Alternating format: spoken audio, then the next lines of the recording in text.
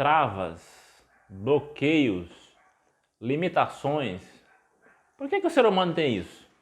Será que Deus criou o ser humano com todas essas limitações? Eu acredito que não. Mas como se livrar disso? Fica comigo até no final desse vídeo que você vai entender como.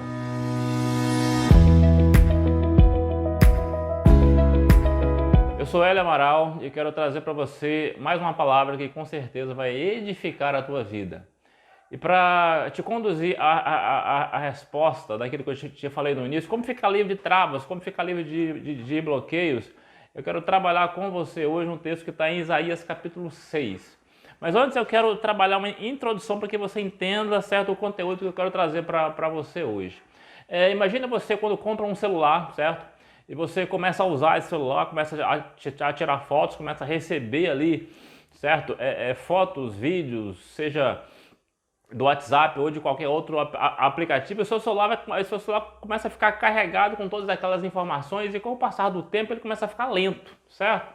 E aí o que você tem que fazer? Você dá uma limpeza no seu celular, começa a tirar ali aquelas coisas que você que não serve mais para você, ou você simplesmente faz um reset no seu celular. Cada aparelho tem a forma de se fazer isso, mas quando você reseta o celular, ele simplesmente apaga tudo que você tinha colocado nele até então, ele volta ao seu estado original, certo? Ele volta como se você tivesse acabado de comprá-lo naquele momento. É óbvio que vai voltar ao estado original de quando você comprou ele, mas ele vai voltar a funcionar exatamente daquele jeito ali, sem todos aqueles penduricalhos, né, que acabam travando. Mas o ser humano, se Deus não criou o ser humano com trava nenhuma, com bloqueio nenhum, de onde é que veio isso?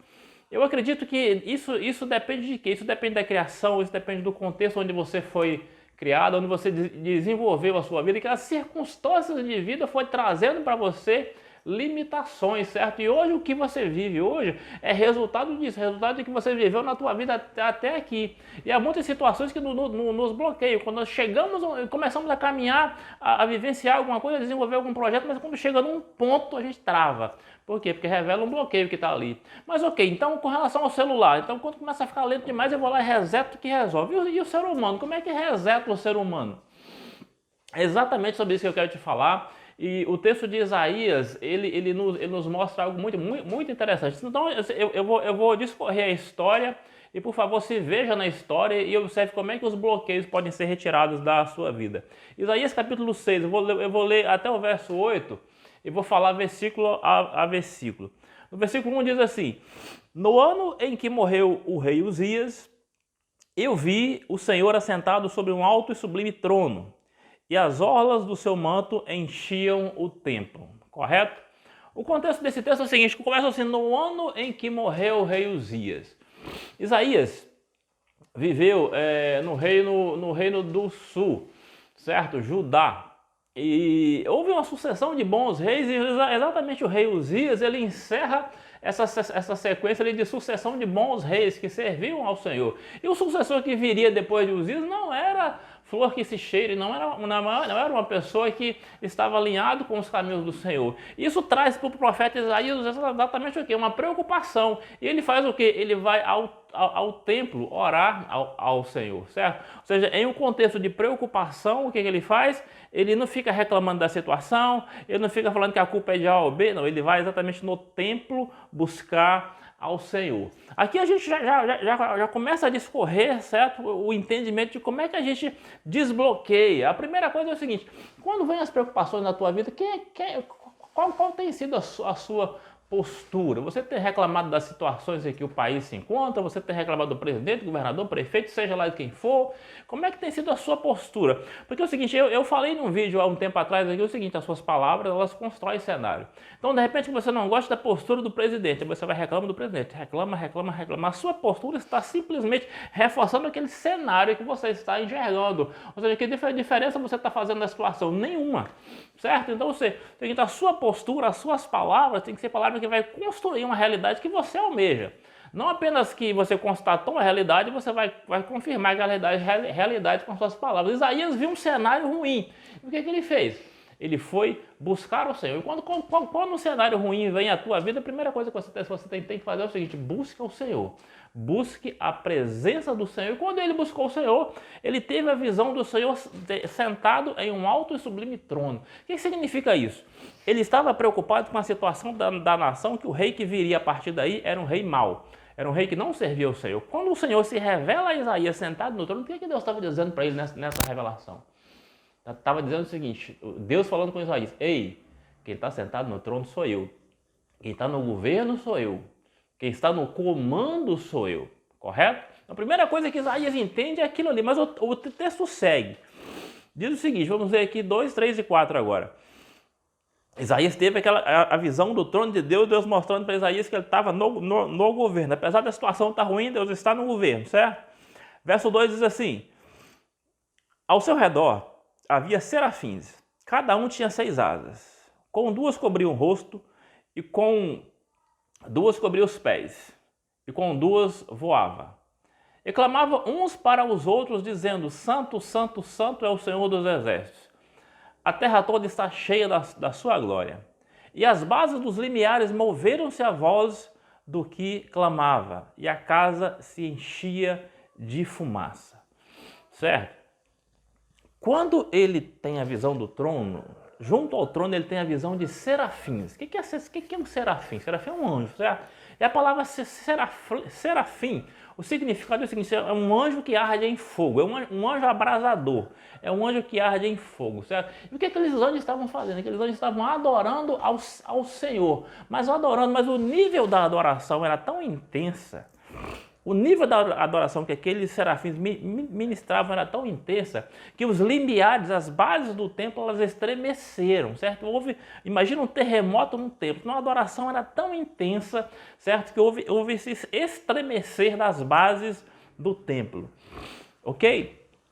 No momento de dificuldade, no momento em que a trava aparece, qual tem sido a sua postura? Primeiro, você busca a Deus, como eu te falei no primeiro ponto. Segundo, quando você busca a Deus, qual é o nível, qual a intensidade da adoração que você tem ministrado ao Senhor?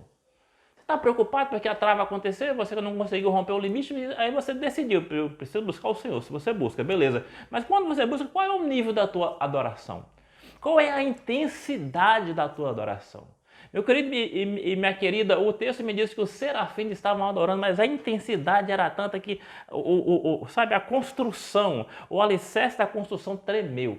Então você precisa buscar um nível de adoração a Deus onde vai abalar as estruturas de onde você está. Você vai fazer um barulho santo, nem que vai perturbar os vizinhos, mas se lança na presença do Senhor e adora Ele com intensidade. Então esse é o segundo ponto. Primeiro ponto, buscar a Deus e não olhar as circunstâncias. Segundo ponto, adore a Deus com intensidade, ok? Mas aí acontece algo interessante no verso 5, diz assim: então disse eu, quando ele tem aquela visão, quando ele vê o trono, quando ele vê a intensidade da adoração ali, certo? Ele diz o seguinte no verso 5: então eu disse: ai de mim, pois estou perdido, porque sou um homem de lábios impuros, e habito no meio de um povo de impuros lábios. E os meus olhos viram o Rei, o Senhor dos Exércitos. Presta atenção que a chave da mudança está aqui, certo? O que acontece? Aleluia.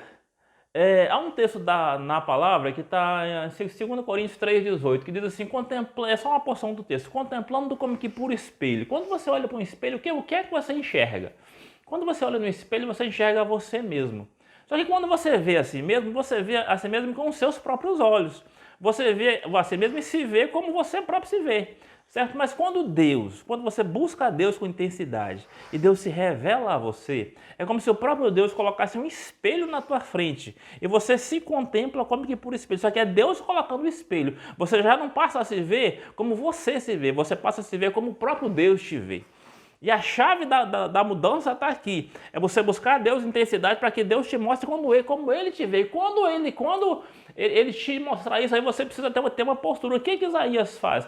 Ai de mim, porque eu sou um homem de impuros lábios e vivo ao meio a um povo de lábios impuros. Então ele entendeu quem ele era, certo? E ele se rendeu, ele declarou: eu sou um homem de impuros lábios. É interessante o seguinte: nada na Bíblia é feito por acaso.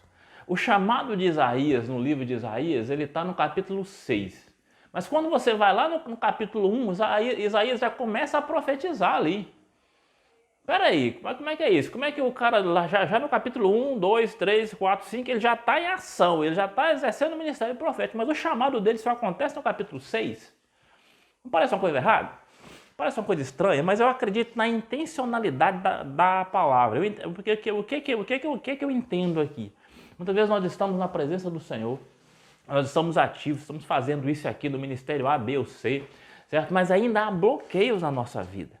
Mas há um momento que esses bloqueios, nos é permitido a retirada desses bloqueios, que nós começamos a trabalhar para Deus, a buscar a presença do Senhor, certo? Nós começamos a buscar Ele em intensidade, Ele se revela a nós. E quando Ele se revela a nós, Ele nos mostra exatamente isso aqui que Isaías viu.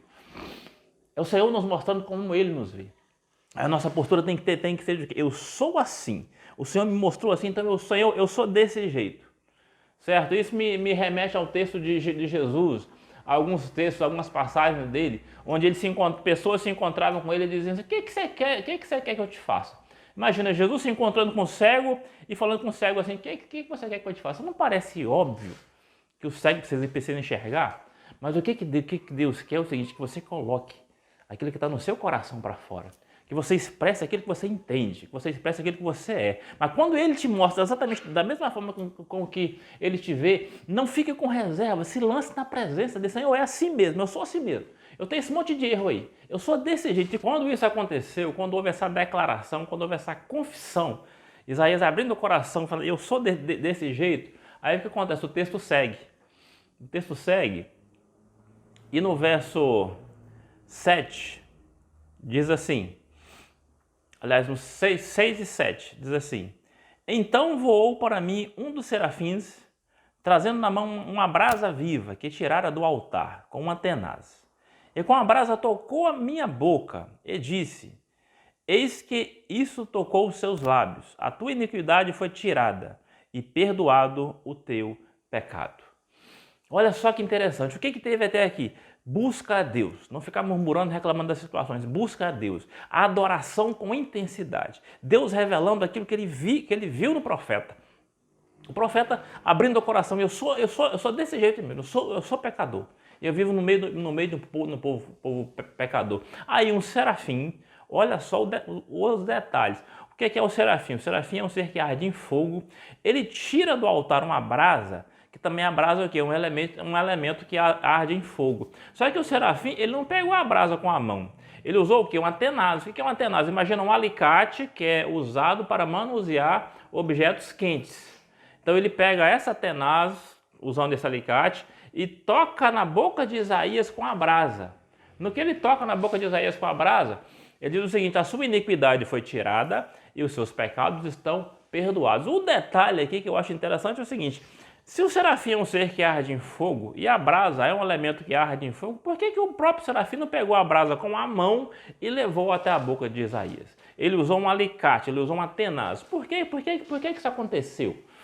É muito interessante o seguinte: o anjo que arde em fogo não pôde tocar na brasa que arde em fogo. Mas Isaías tocou, a brasa tocou na boca de Isaías. O que eu entendo aqui? Veja bem, a brasa foi tirada de onde? Foi tirada do altar. Isso aqui nos remete à imagem do tabernáculo, correto?